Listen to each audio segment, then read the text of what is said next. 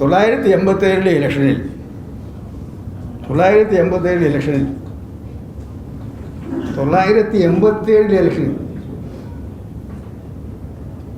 ഒരു മതത്തിനെ വളരെ വളരെ മോശമായി ചിത്രീകരിച്ചിട്ടാണ് മാർക്സിസ്റ്റ് പാർട്ടി ജാതി വന്നത്. ശരീഅത്ത്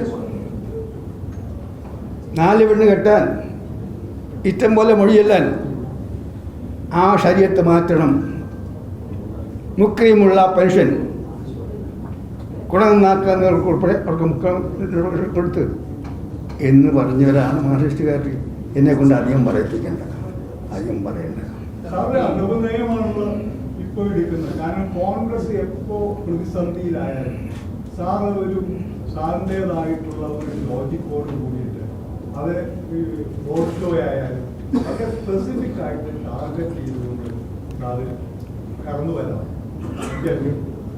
അപ്പോൾ ഈ തവണയും കോൺഗ്രസ് ഒരു പ്രതിസന്ധി പെടുന്നു എന്നൊരു തോന്നലാണ് എനിക്ക് തോന്നുന്നത്. സാറിൻ്റെ ഇത്രയും ശക്തമായിട്ടുള്ള അറ്റാക്കുകളും പുതിയ നിർവചനങ്ങളും പഴയ ചരിത്രങ്ങൾ, കേരളം മറന്നുപോയ ചരിത്രങ്ങളാണ് ഇന്നിപ്പോ അങ്ങ് ഇവിടെ. നിങ്ങൾ എന്നെ കൊണ്ട് പറയിപ്പിക്കുകയാണ്, ഞാൻ പറയാൻ ആഗ്രഹിച്ചതല്ല. ഞങ്ങളുടെ ജോലിയല്ലേ. നിങ്ങൾ ചോദിച്ച പോലെ പറയൂ.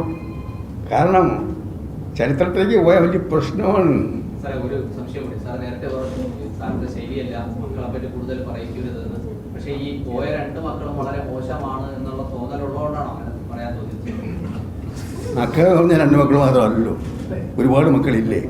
ഇത് അധികം പറയിപ്പിക്കുന്നു. എന്നെ കൊണ്ട് അധികം പറയിപ്പിക്കാൻ ആഗ്രഹിക്കണം. ഞാൻ അങ്ങനെ പറയാൻ ആഗ്രഹിക്കുന്നില്ല. അല്ല, ഞാൻ മറ്റു മക്കളെ കുറിച്ച് പറയാൻ ആഗ്രഹിക്കുന്നില്ല. എന്നെ കൊണ്ട് പറയിപ്പിക്കേണ്ടത്, എന്നെ കൊണ്ട് അധികം പറയാൻ നിങ്ങൾക്ക് ഉദ്ദേശം ഉണ്ടാകും. ഞാൻ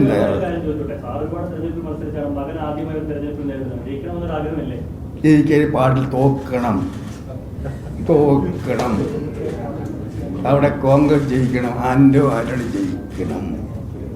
അതാണ് ആന്റണി കോൺഗ്രസ് ആണ്.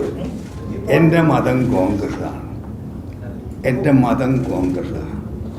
കേന്ദ്രത്തിൽ പ്രധാനപ്പെട്ട വകുപ്പുകളൊക്കെ കൈകാര്യം ചെയ്തിരുന്ന ഒരു വ്യക്തിയാണ്. പക്ഷേ മകൻ ജയിച്ചു വന്നാൽ കേന്ദ്രമന്ത്രിയാകും, ആ നാടിന് വലിയ വികസനം ഉണ്ടാകും, അങ്ങേപോലെ വലിയ വികസന കാഴ്ചപ്പാടുള്ള വ്യക്തിയായി മാറുമെന്നാണ് കഴിഞ്ഞ ദിവസം പ്രധാനമന്ത്രി വരുന്നത് പത്രത്തിനെ പറഞ്ഞിട്ട് പോയത്. ഇത്രയൊക്കെ മതി.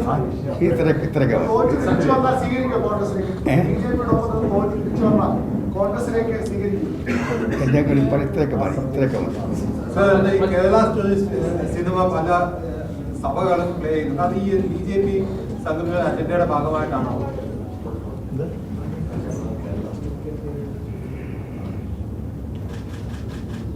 വളരെ നിർഭാഗ്യകരമായിപ്പോയി. കാരണം കേരളത്തിൽ മതസ്പർദ്ധ വളർത്താൻ ബോധപൂർവമായ ശ്രമത്തിൻ്റെ ഭാഗമായിട്ടാണ് തെരഞ്ഞെടുപ്പ് കാലത്ത് ദൂരദർശൻ കേരള സ്റ്റോറി പ്രചരിപ്പിച്ചത്. ആ കെണിയിൽ വീഴരുതേ എന്നാണ് എൻ്റെ അഭ്യർത്ഥന. BJPയുടെ കെണിയാണ് ആ കെണി വീഴരുത്. ഇത്രയും പറയാനുള്ള പറഞ്ഞില്ല, ഉത്തരം പറഞ്ഞു, വിശദീകരണമില്ല, എക്സ്പ്ലനേഷൻ ഇല്ല.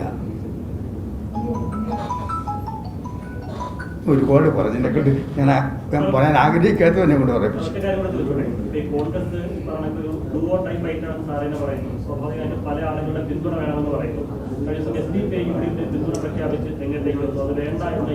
ഇതിനെക്കുറിച്ച് പ്രതിപക്ഷ നേതാവും KPC പ്രസിഡന്റ് കേരളത്തിലെ കോൺഗ്രസിൽ ഞങ്ങളുടെ പാർട്ടിയുടെ ഒരു പ്രത്യേക വിശേഷിച്ചിട്ട് KPCC പ്രസിഡന്റും പ്രതിപക്ഷ നേതാവുമാണ് പാർട്ടിയുടെ ആധികാരിക വക്താക്കൾ. ഒരു സംസ്ഥാനത്ത് ആരൊക്കെ ഉണ്ടെങ്കിലും സംസ്ഥാനത്തെ കോൺഗ്രസിനെ കുറിച്ച് പറയാൻ അധികാരം KPCC പ്രസിഡന്റും പ്രതിപക്ഷ നേതാവും. അവർ 2 പേരും ആധികാരികമായിട്ട് ഇതേക്കുറിച്ച് കോൺഗ്രസിൻ്റെ നിലപാട് വ്യക്തമായി കഴിഞ്ഞാൽ അതിനപ്പുറം പറയാൻ ഞാൻ തയ്യാറല്ല. ഞാൻ പറഞ്ഞു കഴിഞ്ഞല്ലോ, KPCC പ്രസിഡന്റും പ്രതിപക്ഷ നേതാവ് പറഞ്ഞാണ് കേരളത്തിലെ കോൺഗ്രസിന്റെ അവസാന വാക്ക്. ഞാനതിൻ്റെ കൂടെ ഈ കേരളത്തിലെ കോൺഗ്രസിന്റെ സംഘടനാ പ്രശ്നങ്ങൾ പല സ്ഥാനാർത്ഥികൾക്കും പ്രതിസന്ധിയാവുന്നുണ്ട്. തിരുവനന്തപുരത്ത് ശശി തരൂരിനെ വളഞ്ഞിട്ട് കോൺഗ്രസ് ഏറ്റവും വലിയ പ്രതിസന്ധി മോഡി ഉണ്ടാക്കിയ പ്രശ്നങ്ങളാണ്. പൈസ ഇല്ല. നിങ്ങൾ പൈസ മിച്ചമുണ്ടെങ്കിൽ കുറച്ച് പൈസ പള്ളിയിൽ കൊടുക്കുന്നു. അതാ വേണ്ടത്. നിങ്ങൾക്ക് ഇഷ്ടം പോലെ പണം ഉണ്ടല്ലോ, കുറച്ച് കൊടുക്കുക. ഈ ബാലരാപുരത്ത് മണ്ണന്തലയിലും ഈ ശശി തരൂരിനെ വളഞ്ഞിട്ട് കോൺഗ്രസ് പ്രവർത്തകർ തടഞ്ഞു വയ്ക്കുന്നു, വളഞ്ഞിട്ട് മുക്കി വിളിക്കുന്നു, അങ്ങനെയൊക്കെയുള്ള പ്രശ്നങ്ങളുണ്ട്. അത് പൊതുസംഘടനയുമായി ബന്ധപ്പെട്ട പ്രശ്നങ്ങളാണ്. തിരുവനന്തപുരം DCC ഞാൻ രാവിലെ മനസ്സിലാക്കിയത് ആ പ്രവർത്തകരെല്ലാം തന്നെ ശശി തരൂരിൻ്റെ കൂടെ ഫോട്ടോ എടുത്ത് സെൽഫി എടുത്ത് ഞങ്ങളുടെ പിന്തുണ ശശി തരൂർ എന്ന് പറഞ്ഞ് കൊടുത്താണ് ഞാൻ മനസ്സിലാക്കിയത്. നിങ്ങളാരും മനപ്പായസം കൊള്ളുണ്ട്. തിരുവനന്തപുരത്ത് ശശി തരൂർ തിളക്കമാർന്ന വിജയം നേടും.